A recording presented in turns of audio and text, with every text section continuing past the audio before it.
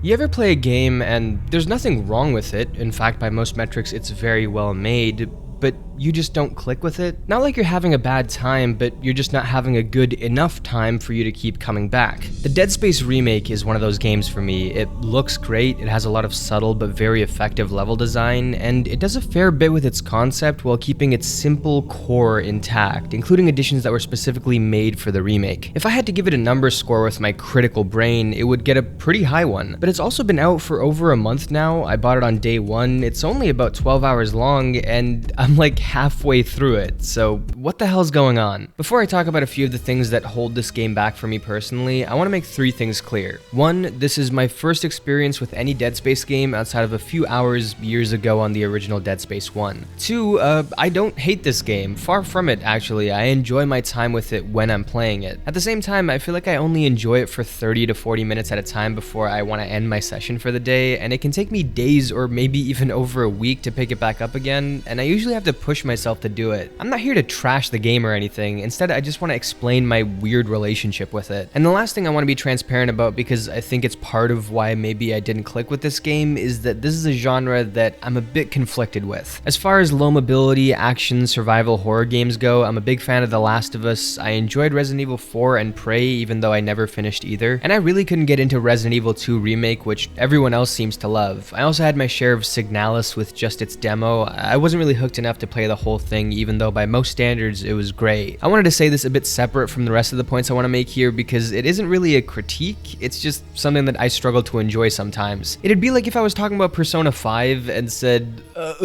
they shouldn't have made you take turns, I want to bonk people with a sword. That's not really a criticism, that's just wanting to play a different game. That said, I still want to talk about a few things in this game that didn't work for me even outside of my broader preferences, so let's do that. I don't think the story of Dead Space is bad, but I think it's caught halfway between wanting to be a very vague mystery where you're just kind of experiencing this horror show and asking questions, and a much more explicit narrative that wants me to care about the characters and the specific events that are happening, and the result was that I just wasn't very invested too much either way. The voice actors aren't bad, they're a little bit cartoony at times, but they're not a problem. But with them having these back and forths with Isaac kind of explaining the plot to each other, it took me out of the mystery and horror and discovery a bit. I wonder if I would have preferred if they kept Isaac a silent protagonist in this one, especially because of its cutscene-less storytelling. Games like Half-Life and some of the Doom games do this. They let you move around during story segments so you're not just stuck watching something for the duration of the cutscene. I think it works in those games because the protagonist is silent, so you don't really see them as a typical character. When something terrible is happening and there's no reaction from the protagonist and you're just running around in circles, it doesn't suck you out of things, but here, since Isaac did feel like a character, it was a little bit weird when he'd witness the horrors of this world and say nothing or casually walk around, and it was moments like this one where that felt the most noticeable. I wouldn't really mind this if he was an empty vessel that you just imparted your own thoughts onto, but now that he's an actual guy in this story, it feels weird. I know Isaac talks in the original second and third games, and maybe it works better with those narratives, but I think this game might have benefited if they kept him silent. There's a definite disconnect between me and the game's story because Isaac felt both like a real presence and somebody dissociated from his surroundings. That narrative dissonance wasn't helped by the fact that this is one of those games where a lot of the progression is go to this place, but first turn on this thing. Damn it, that thing's got no power. Flip 8 switches to get the power back on. Oh no, the switches were eaten by necromorphs. Go kill 4 of them to piece each part of the switch together and then do it again for the 7 other switches. But wait, the necromorphs had children! And I don't really mind a mission structure like this, especially in a shorter game that's designed almost like a Metroidvania, but it means that the actual concrete story is paced very poorly and it's supplemented through audio and text logs. This is another one of those things that I just hate personally. I don't like getting tidbits of lore or reading about situations through an endless stream of logs, and I know that a lot of people like these games for that, but in an ideal world you can keep me engaged with the main story without needing these things to do the heavy lifting for you, and then if I'm interested, this helps flesh everything out. It's not a bad story, it's just one that I couldn't find myself connecting with. Overall, I think the gameplay is very solid for what this game wants. Guns feel distinct, the more powerful ones give you a lot of feedback. There's not a lot of powers that you get in this game, but I actually like that they kept it simple and straightforward. And I think the limb-cutting gameplay loop is one of the best ideas in survival horror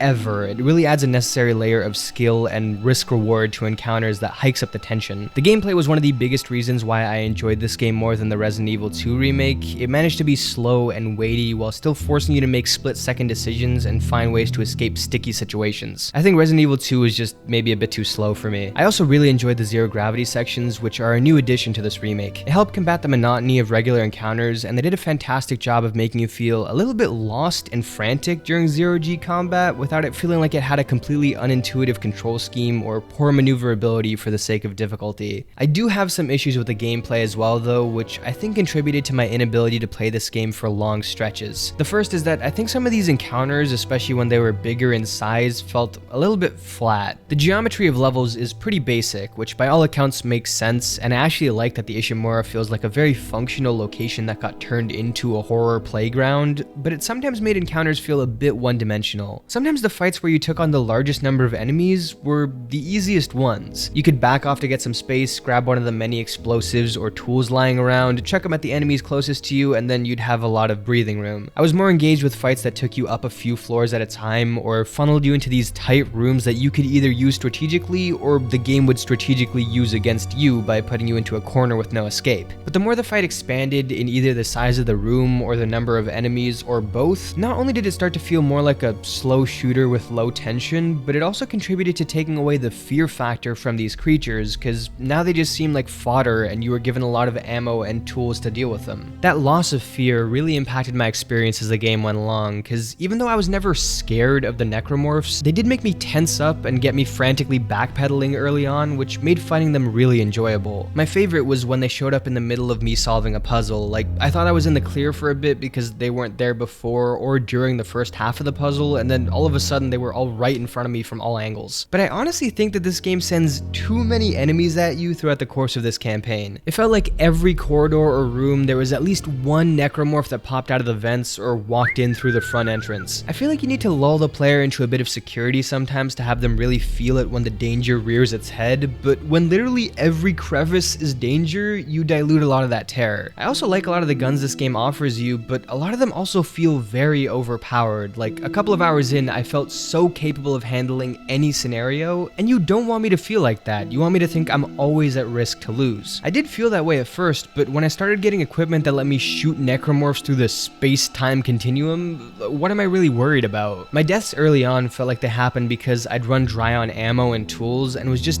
desperately trying to eke out a victory. But later on, if I died, I'd probably still have 5 blades and a bunch of flamethrower ammo in my back pocket. I just didn't want to use them in case I needed them later. I think a few simple tweaks to ammo would have probably improved this a lot. I played this game on hard, and as long as I wasn't being stupid, I'd have more than enough ammo for my powerful weapons to get through a fight. I think they should have significantly reduced the ammo you can pick up for the high-powered weapons and increased the amount that you got for something like the plasma cutter. Don't get me wrong, this thing is a great tool if you learn how to use it, and it could be your best friend in the entire game, but you still need to be precise, and it's a lot slower than other weapons. Using it feels very surgical and methodical, and I feel like encouraging that playstyle would have been a bit better for this game overall. I also wish there was a bit more destructibility and makeshift weapons to use with the kinesis ability. Maybe I just didn't realize how much could be used to effectively do damage, but I felt like 99% of the time it was just these rods that you could use to skewer enemies or a big explosive barrel. And I think just by the nature of this game and how it wanted to portray the Ishimura, it can be a bit of an unexciting experience visually. A lot of the areas look very similar to one another, and I got a little bit sick of the drab color palette as it went on. I know this whole video has been largely negative on the game, but I want to reiterate that I actually am enjoying it in short spurts, and a lot of it is really good. Most of my problems are incredibly subjective and issues that might not matter to a lot of people, and I'm not here to convince you that this game's bad, because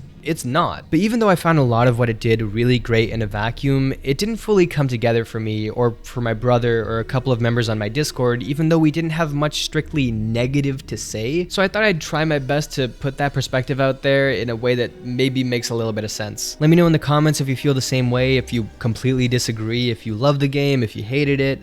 If you're new here, subscribe, join the Discord, it's in the description, and I'll see y'all next time. Peace.